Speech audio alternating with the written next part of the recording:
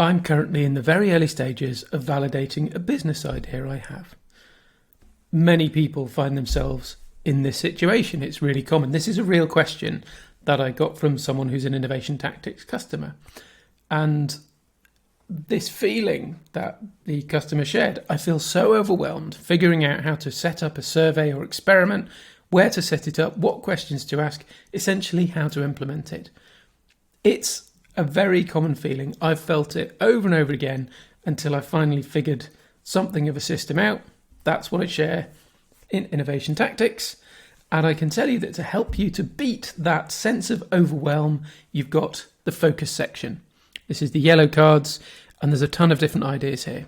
In this video, I'm going to share 3 different ways in to the approach you might take with Innovation Tactics to validate a business idea. We're going to go the very easiest, the mid-level, and then the more sort of sophisticated. So three choices that you can have. Just before we get into that, I want to share a little note on validation. Now, validation is a common word that is used in the startup world, in product delivery, product discovery, all this sort of place. And people talk about validating their business idea, validating their hypotheses, all that sort of stuff. That's fine, but you should be aware that validation also means kind of being accepted, being valued for who you are without having to change. And the reality of what we mean in validation in business is the opposite of that. It is realizing that your initial idea probably isn't going to work.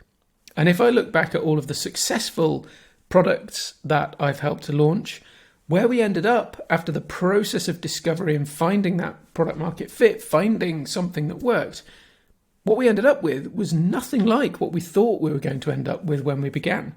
Even more than that, it was nothing like anything anyone imagined at the beginning of the process.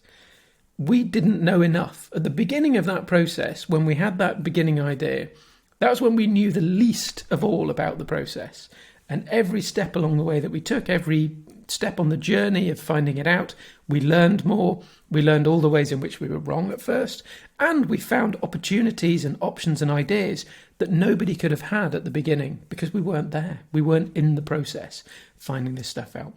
So it is a journey of discovery, validation. It's not a one and done, sorted, your business idea is brilliant, off you go. If you're looking for that, that's fine. People will give you those opinions. Innovation Tactics is not going to do that. So this is for people who want to face up to reality and figure it out. The next question is, do a survey or do an experiment? It's not that simple. So I tend to, in Innovation Tactics, we've got a whole section that's all about probes. This is a principle that I use. When we do a survey or an experiment, we tend to be doing them with an end result in mind. There's a succeeding or there's a failing. There's an answer we want or an answer we don't want. As much as possible, with a probe, we're just trying to measure something. It's like a thermometer, a meat thermometer that you put into your steak. You're just measuring what temperature there is. There's not a yes or no, go or stop. When you take that steak out of the oven depends on what temperature you would like it cooked at, how thick it is, what temperature the oven is. There's all sorts of different factors that go into this, and the probe is merely giving you a clue about the overall state. So you're going to actually use, in Innovation Tactics, many probes. You're going to keep cycling through and iterating, and everything you do is going to be valuable work that gets you closer to either learning that you were wrong about something so you can adapt, or making progress with the work that you're going to have to do anyway. So that said, I'll say that there's this fundamental belief, which I've got at the bottom there. Your success, this success of your business, however brilliant your idea is, your success still depends on the behaviours of people and systems that are outside your control. So the deck, the focus section, everything in the deck, really, once you've got that idea, it says start by focusing on the few behaviours that are absolutely necessary for you to be successful and ruthlessly ignore the rest. And this can be hard to do, but the deck will give you support. So let's go into our 3 different ways that we can validate our friend's business idea. The first one, this is the single card, hard-hitting wake you up type card. This is Disconfirmation Bias. So one of my beefs with the idea of validation is that it tends to lead us into confirmation bias. We're going to look for evidence that we are correct, that our idea is a good idea, that people like our idea, all that sort of stuff. That's fine, we can do that, but it's going to lead us astray. It's not going to help us face up to reality. The reality is that if we build it, they will not come. If we build the best product out there, it will still fail. That happens over and over again. The reality is the customer doesn't need it, won't pay for it, and won't use it. And so we are going to have to accept that as the ground truth that we're going from and try to disprove it. And with this confirmation bias, I'm not going to go through the whole thing. You can pick up the card if you really want to. But what we're going to do is read out the most common startup failure modes, which I've seen over 20 years in working with startups. And you're going to read them out to yourself or to your team and just get a feeling for which one of these makes you feel the most uncomfortable. And whichever one that is probably the place you need to look. And that's going to be hard. You're going to feel uncomfortable. You're not going to want to look there, but it's the place you're going to need to go. And then this card guides you to very specific places to go next. What do you need to do next? You're going to design a behavioral probe, a probe to measure how are we doing here? Is this going where we think it's going? Is this going where we're hoping? Or is there something that's going to get in the way? So this is the very basic level. You're really just looking at the very common failure modes. And then you've got 3 different options after that. Can't really get easier than that. This is validation 101. What about option 2? Slightly more complicated, slightly more in depth, slightly more of a hurdle, a bigger hurdle for you to jump over. With this one, solve for distribution, we realise that the quote at the bottom, otherwise smart people continually, repeatedly underestimate distribution at their own peril. What do I mean by distribution? Distribution is how your idea, how your startup, how your feature, how your product, whatever it is, how it gets out to people in the real world. Again, you can build the most incredible product. If nobody knows about it, nobody's going to use it. And it can't sell itself. So someone has got to get that out in front of the people who are going to need it. And it needs to become visible to the people who are going to need it. They need to, in their daily life, with their incredibly overstretched attention and they're not having enough time to think, not enough time to do what they're already doing, this has got to jump out and speak to them and say, for what you need to figure out, this is what you need. This is the product that's going to help you make progress with your biggest struggle, and it's got to be absolutely clear to them. They then have to go through the steps of putting in enough effort to understand what it is, to be willing to pay the cost, to just, be willing to take a chance on this thing that's come out of nowhere. Now, if you're a massive company and you've already got a huge list of people who are interested in what you're doing, then you can get a jump start on this. You can send something out. You're still going to have to get those people interested enough. I've worked with loads of B2B companies or big business companies who have these big lists of people and they're sure they're going to be interested in something. And we send out an offer and nobody takes it up. Like, distribution is its own thing. And you're going to have to figure this out at some point. And I would suggest figure it out before you start building your wonderful magic product, not afterwards. Because what I've frequently seen, harking back to what I said at the beginning, is that when you work out distribution, that shapes what your product is going to be. It is interlinked with what you build. It's not something you do as an afterthought. So you need to solve for distribution at the same time as you figure out your product. Sound hard? Well, it's simple on the back. We're just going to tell 2 detailed stories about a specific person. And all they need to do is choose your innovation, your idea, your business, and then use it. And what we're hitting in these 2 stories are the specific moments that will flesh out that story. How do they come across your idea? Why are they even looking for your idea? Then how do they come across it? Why do they choose it? And how do they justify their choice? And then in the product story, what is the struggle? What have they already been doing to try to make progress? Why is that not enough? How does your idea then fit in? And how does your idea make their life better?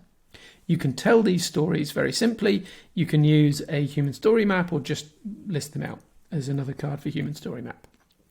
Then, based on which one feels flimsier, you're going to blast through and follow out with some other tactics that are going to help you. So again, the card will guide you. Now, there's another one that you pair this with, which is really nice. It says next, use hard test easy life. Here's hard test easy life. Now, this is the fundamental understanding that your product or your new startup idea doesn't need to be fully complete and fully beautiful and looking exactly like a startup should look in order to start making progress. For your earliest customers, you just need to help them make progress with a struggle. That is the hard bit. You need to be noticed and you need to help them make progress with a struggle. If you can do that, they're going to put up with a lot of jankiness, a lot of roughness, a lot of places where there isn't even a startup working yet. It's just you behind the scenes, pulling levers, typing things, figuring it all out. So with Hard Test Easy Life, what you're doing is zeroing in from the stories we told in the first card. We're zeroing in on these two moments. When do they choose it? And when does the most novel element make their life better? And we're going to we can flesh out the thinking with the work from Solve for Distribution, but we're going to focus on those two key moments, and then we're going to look to simulate them today before we build anything. And with Behavioural Probe, another card from the deck, there's going to be loads of options for how to do this to help you brainstorm loads of different ways to do it. There's not just one way. It's not survey or experiment. There's tons of ways to do this, and they're all there in Behavioural Probe. And then there's a whole section of a whole category of probes which give you more details on the most important ones that I've found are useful. We can then use another concept from the deck, pivot triggers, to help you to set your expectations before you run the probe. At what temperature are you planning on taking your steak out of the oven? What internal temperature is enough for you? Do you like your steak rare, medium rare, or do you like it well done? And so you're gonna understand that before you start, which is going to keep you honest. And then finally, you're going to use an Ask Me With an Insight to make sense of what you've seen. Because when you go and do these behavioural probes, you don't just get back the number you were looking for, the answer to your question. You get back a whole load of information and a lot of it will surprise you, and a lot of it you're going to need to process so that you can then figure out more ideas and have more options to play with. So there's the 2-card version. This is a relatively quick way to get you in and running. The final 3rd level one, this is kind of where the whole deck really was born, I think, originally, which was, this is a recipe. So there's another factor of all of the pip decks, but Innovation Tactics has a few of these recipe cards, and these are common situations where we've already planned out a few suggestions for cards that you can follow in order to do a bigger project, meet something bigger than a single card, a single tactic can manage. For probe-based innovation, this is where this is brilliant. If you're starting from the position of we have an idea, be it a new startup, a new product, a new feature, you can start with probe-based innovation. And this is really handy if you're working with a slightly bigger team, especially if you're working with multiple perspectives. So you've got a team with people who think it should be done in slightly different ways, stakeholders who have different perspectives, different goals going on, potentially other partners that you're working with. This process is really handy when you've got all of that going on, because it's largely about communicating and coming together to have a coherent plan for how we're going to figure stuff out. And especially, this is about dodging sunk cost bias, which is going to get you otherwise. Sunk cost bias, if you don't know it, this is where once you've put some effort into reaching a goal, you are likely to keep going, even if you can see very clearly that you're not going to meet that goal. And because you've already put the cost in, it's really hard to let go of that because you've already put it in. You want to keep going, and you're hoping you can turn things around. The reality I've seen in most cases is you're not going to turn those things around. And yet, even when multiple teams have known we're not going to turn this around. This is a doomed project, and they can see all the writing on the wall. They can't grok it. They can't pay attention to it. They can't accept it in their bones until they really have driven that thing into the ground. And it can take months, and it can waste your life, and it can burn up all your funds. So you run out, and then you don't have any other chances. With probe-based innovation, we're going to skip sunk cost bias, which is going to give us more chances, more ability to adapt to the unfolding reality that we find when we take our ideas out into the world, so that we can adapt our ideas and figure out something that's going to work. That's where probe-based innovation comes in. At a high level, we've got the time machine. This is a way of working with all of those stakeholders, partners, team members, everyone who's involved and has a stake, has a say in what happens. They're going to be involved in this time machine. This is where you're going to, hopefully, through doing the exercise, this is the place where I see people's eyes light up, or where the eyes have this sort of sheen of fear as they realise that their assumption that things are just going to work out is maybe not fair. And maybe they do need to crack open the door to a little bit of uncertainty and going and tackling the fears, so that we're not going to drive ourselves off a cliff. So time machine, really good exercise to do with a team. You can run that in about half an hour to 45 minutes, and it will unlock the whole rest of the card. It only works if you have a clear idea and a plan, and you haven't got too far into it yet. Though, however far you've got into it, you can still run it quite usefully. The next after that is Multiverse Map. At this point, you are going to break down, and this is a more detailed, more personalised way of breaking down the stories that we were talking about in the other cards you saw. So the solve for distribution and the disconfirmation bias, those are simplified versions of the multiverse map you can make for yourself. And this multiverse map, that's where you're going to tell the story of how your idea is going to be encountered by someone in the real world. And what are they going to do and see at every step along the way of finding, choosing, and using your innovation, your idea, your startup. We're going to break that down. I'm going to make another video all about multiverse mapping. It is one of the most powerful methods in the deck, but it does take a little bit of practice. From there, we're going to decide from that multiverse map which are the key moments. And again, this is a little bit hard test easy life. We're going to decide on the key moments that are most important for us to probe about, to figure out, are we right about those fears, or are our fears unfounded and we can crack on? And that's where we're going to set those pivot triggers. Another card about that, and another video about that, I'm quite sure. Then we're going to do a behavioural probe, and then we're going to do an anatomy of an insight. Give you a quick overview of what these look like, because I don't want to make this too long, but I think there's a lot of valuable stuff in here. And if you're a startup founder, and I know a few who've taken this stuff on board and are using this method successfully, if you're a startup founder, this is a great place for you to start building your team. It's kind of there's a process here which you can work with your team to learn very quickly while shipping. The original heart of pivot triggers and this whole process was you need to do discovery and delivery at the same time. These are not separate phases where you figure a load of stuff out in discovery and then you go and build and deliver it. No, discovery and delivery are happening at the same time, all the time. You can sequence your work in such a way that you can get real progress happening while also leaving yourselves room to adapt if you learn more later.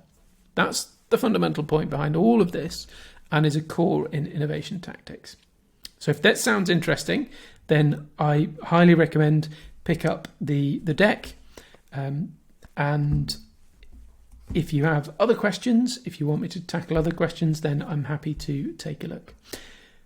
Let's just take a quick look through these cards before we wrap. So time machine, this is a group exercise you're going to do with your whole team.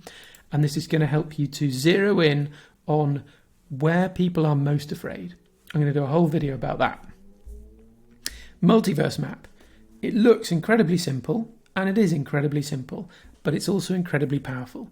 We're just going to tell this simple little story, and it's the process of going through, telling that story with your team, This can be a smaller team. You don't have to get the stakeholders involved now, but this is where you're figuring out what your thing is going to be at a different level of granularity than the stuff you're going to build or the processes you're putting in place or the vision that you have for how you're going to take over the world.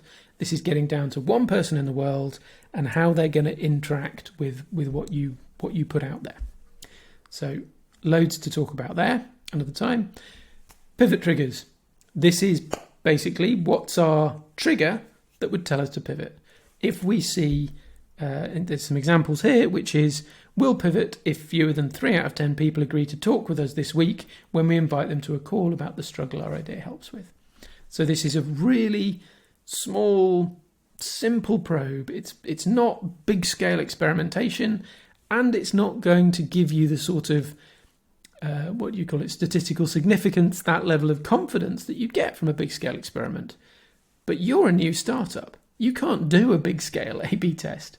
So don't worry about it. You're going to have to figure this out a little bit at a time. And the idea with pivot triggers is you're not trying to define the perfect experiment. I think this goes back to the overwhelm our friend at the start was describing. If you're looking to find the perfect experiment to figure out whether your startup idea is going to work, well, I've got news for you. The only experiment is to build the whole startup idea and see if it works. And that is very expensive if you've got anything wrong. So with pivot triggers, we say instead, no, don't try and build one experiment that's great. All experiments are flawed. All small versions of your big idea are going to be flawed in different ways. So do loads of them. And you're going to triangulate a picture over time by repeatedly doing this. And we're not doing these separately from your startup idea. We're doing this as we build the startup idea. As you probe for wanted enough signals and set pivot triggers, you're going to be finding your first customers. As you probe for get it signals, you're going to be understanding how it is that people want to interact with your thing, what they understand, what they don't understand, how you need to make things clearer, how you need to make things easier, or maybe you don't. And as you probe for worth it signals, you're seeing, can we get this done in a way that is worth it for us to keep doing? Or do we need to think of a different way of achieving this? So you're going to be figuring this out as you go. You don't need a grand plan up front. You just need to take the first step on the journey and set a pivot trigger before you take that step. The next one, behavioural probe. This is loads, as I said before, this is lots of different ways of approaching a behavioural probe approach to putting stuff out there. This means, fundamentally, we're not asking people for their opinions. We're not using, in any of these, I think, a survey as a sort of a, would you like this? Which features would you buy? How much would you pay for this, etc., etc. Why aren't we using that? Mainly because it doesn't work. I've seen it over and over again. Occasionally you'll get some interesting stuff from it, but usually you're going to get people predicting what they might do in the future. And we are terrible at doing that as humans. So it's not something you want to take seriously. There are some uses for surveys. We cover a couple in the deck. But in general, if you want to validate your business idea, a survey is not the way to go. Instead, behavioural probe, you're going to put something real out there and you're going to see real behaviour happening. And again, they're all corollaries or small or rough or cheap versions of what your big idea will be, but you're looking then for actual behaviour in return. So loads more in there if you want it, and there's loads more specifics in some of the other cards in the probe section if you need them. And finally, anatomy of an insight. This is one of the, I think, biggest unlocks for a team in the whole deck. This is a way that we're going to make sense of. We've got a whole section of sense cards which help us make sense of the signals we're seeing from the world when we probe and from before we probed as well. But for this one, what we're going to do is take a look at the signals that we've observed, and we're going to come up with more different stories about what those signals might mean, which create more options for us to try. Now that can sound overwhelming, but actually in the context of getting this done, it simplifies things for teams. And what you're going to find when you try this is that instead of coming up with one big idea that is going to be a big job to do, by breaking down the stories and the signals, you create more options and you create more small options, more ways to probe, more ways to deliver while also learning. So this is going to help you to make progress in different ways and give you ideas that you couldn't have otherwise had before you did that probe, before you looked at the signals, before you came up with more stories. So the final note on this, the stories that we are telling about what's going on in our world, they limit, pretty obviously, the options that we think we're going to try. If we tell a story that means that certain options clearly can't work, well, we're not going to consider those options. So as we tell more stories, we're going to see more options that are available to us. That's helpful. But it goes further than that. The stories that we tell about what's going on in the world also limit the signals we can even see. They limit what we're even expecting to notice in the world, and so we don't see what we're not expecting to see. And so when you tell more stories, it opens up your ability to see more of the signals in the world, and you can see more of what you need to see, more different perspectives, in order to learn faster and to open up even more stories about what might be going on, which open up even more options for you to try. And it's the ability to try more options that's going to get you to success a lot faster. So there is your set. This recipe, it should really clearly say at the end, repeat until you're confident. So really, after you've done your anatomy of an insight, you're going to keep looping round. And this is your scaffolding. It's your process that creates loopishness in a team and enables you to adapt at the fastest speed you can in order to figure out how you're going to make your startup successful. So there we are. There we have it. 3 early stage validation of business ideas, which you can grab right now from the Innovation Tactics deck. This is available right now. When you buy it, you get the physical deck. You also get a digital version of the deck with templates for doing all of these different exercises. And you get access to the vault, which has more videos like this going in detail into all the different cards and giving you more of the background, more ideas, and more help. So if that sounds interesting, head on over to pipdex.com/product/innovation tactics and grab your deck. Thank you very much for watching. I hope that was really helpful for you. If you have questions or comments, throw them in the comments below. I'll say now, this is my first YouTube video that I'm putting out there, and so I'm going to get better at this, but I was excited to share. So here it is. Enjoy.